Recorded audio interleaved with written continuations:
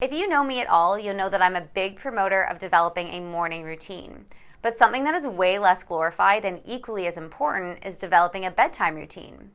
So many of my clients suffer with getting a good night's sleep, and you'll soon learn that sleep plays an important role in recovery, detox, as well as weight loss. I want to give a warm welcome to all of the new members of the N-Health channel.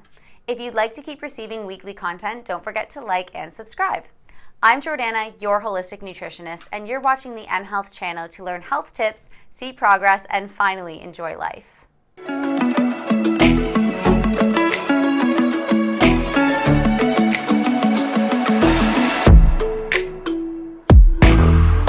I know that you guys are probably super busy juggling kids, jobs, and other responsibilities, but sleep is a non-negotiable. Establishing a bedtime routine can make all the difference in helping you fall asleep faster, helping you stay asleep, and helping you feel well rested when you wake up. You may be wondering what a bedtime routine really is. So about an hour before you go to bed, a bedtime routine consists of a set of behaviors that you'll engage in at the same time every single night. They can be very subjective and can be manipulated to your own individual needs and preferences. A bedtime routine is super important because human beings are creatures of habit, and like any other routine, a set of bedtime behaviors is going to help the brain recognize that it's time for bed. If the nervous system can recognize that it's bedtime, it will start preparing to release hormones that are required for a proper sleep, like melatonin. Bedtime routines can also reduce anxiety and stress that can happen prior to falling asleep and can actually keep you awake. In my practice, I hear a lot from my clients that they have a hard time falling asleep, and during this time, they say that their minds are racing. We have so much stress in our lives that the fight or flight reaction from the sympathetic nervous system is often always heightened. When we're trying to fall asleep, we can't just turn this off like a switch. You need to engage in activities that will help stimulate the parasympathetic nervous system, or the rest and digest. And these activities are often calming, like taking a warm bath, a skincare routine, reading, journaling, and meditating. Here are some important things to consider when developing a personalized bedtime routine. The first is to go to sleep at the same time every single night. Remember that human beings are creatures of habit, and we run based on an internal clock that's set by our circadian rhythm. The nervous system is very adaptive, and when we have behaviors that we engage in at the same time every day, the brain recognizes this, and it's going to send chemicals into the bloodstream in the form of neurotransmitters and hormones that will tell the cells how to behave. Going to sleep at the same time every night will help to set this internal clock to allow for an easier time falling and staying asleep. The second thing is to stop screens at least 30 to 60 minutes before bedtime. Remember when I talked about that fight or flight reaction from the sympathetic nervous system? Simply looking at blue light before bed can actually increase cortisol and can heighten this response. Before we had technology, human beings would go to sleep with the sun setting. Now that we live in a very different time, screen time can artificially increase stress hormones at a time of day when they are supposed to be turned off.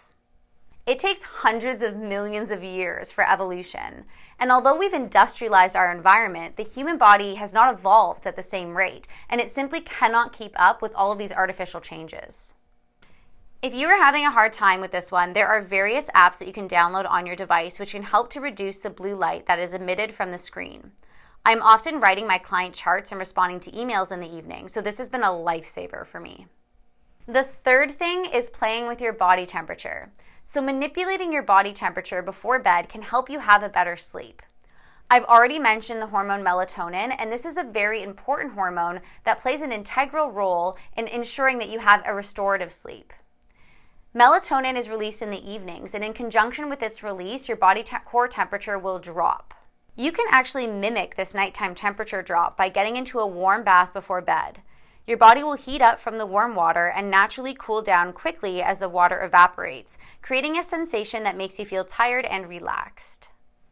The fourth thing is with diet. So there are many foods that can have a positive impact on helping to produce hormones that could play a role in you falling asleep. Now, eating before bed can actually negatively impact you sleeping, so if you're going to incorporate foods that help to promote sleep, I strongly recommend you have a window of at least 2 hours before you fall asleep. Cherries, banana, grapes, strawberries, nuts, and oats all have a very high melatonin content. You can also try incorporating calming herbal teas like chamomile or lavender, valerian, and California poppy. In addition, you can also take sleep aids in the form of supplementation, which will give your body the nutrients it needs to help you fall asleep. The first supplement I recommend is L-Theanine. L-Theanine is an amino acid that helps to reduce stress and promote a healthy sleep. It works by enhancing the production of neurotransmitters like serotonin, which will convert to melatonin in the pineal gland at night, and plays a role in the formation of GABA, which is a neurotransmitter that acts to combat stress. L-Theanine also helps to increase alpha brain waves, which are active when we are falling asleep. The second supplement is magnesium. Magnesium is a wonderful intervention to aid in a restorative sleep. Magnesium is required for the relaxation of body tissues and has a calming effect on the nervous system. The third supplement is Easy Night. Easy Night contains a combination of herbs and nutrients that all aid in promoting a healthy sleep. Easy Night is a much stronger intervention than the previous recommendations, and it's comparable to sleep medication just in natural form. It contains passion flower, lemon balm, dahmania, valerian, GABA, 5-HTP, and L-Theanine. The fifth thing is to journal.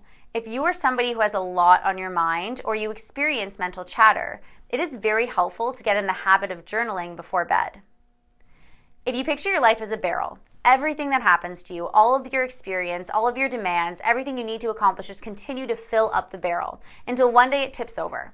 This is when we start to see illness in the body. To prevent the barrel from overflowing, you can write down your thoughts, which symbolically take them out of your head and put them down on a piece of paper.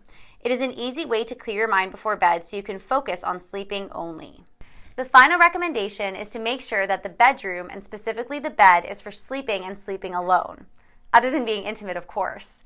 But if you have a habit of eating or watching TV or doing your work in your bed, it may be confusing for the brain to understand that the bedroom is really just for sleeping. Our brain receives cues by things it senses in its environment. So much so that when we walk into the kitchen, our brain begins to release enzymes to help break down our food. The same thing happens in the bedroom. Your bed should be a visual cue to the brain that it's time for sleep, not to watch a show or answer emails. Now that you have some great ideas for how to develop a proper bedtime routine, don't forget to get creative with it. You can always incorporate listening to music, diffusing essential oils, reading a book, or incorporating things like stretching or movement. If you guys have any questions, you can link them up in the comments below, or you can put them up on our community board. Don't forget to like and subscribe, and we'll see you on another episode of NHealth TV. Sweet dreams!